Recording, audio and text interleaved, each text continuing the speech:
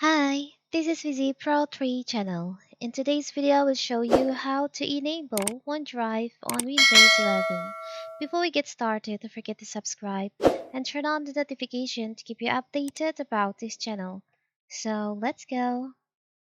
With OneDrive, you can sync files and folders between your computer and the cloud so you can get to your files from anywhere, your computer, your mobile device, and even through the OneDrive website at uh, onedrive.life.com. If you add, change, or delete a file or folder in your OneDrive folder, the file or folder is added, changed, or deleted on the OneDrive website, and vice versa.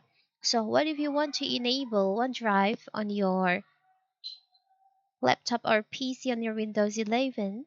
It's very simple. First, here you'll find there's like OneDrive icon on your text bar. You can just select on that. After that, you can just select on the gear icon in here. And you'll find there is an option pausing. You can select on that. Here's to quiet to disable OneDrive. So to enable OneDrive on your uh, Windows 11, you can just go to settings on your Windows 11. After that, you can just search for here.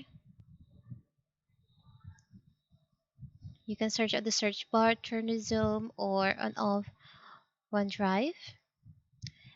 Now, if yours is disabled like this, you can just enable by tap on the toggle in here. So now you have enable OneDrive on your Windows 11. It's very simple, right? So that is how to enable OneDrive on your Windows 11. Don't forget to like and subscribe and turn on the notification to keep you updated about this channel. Thank you and see you.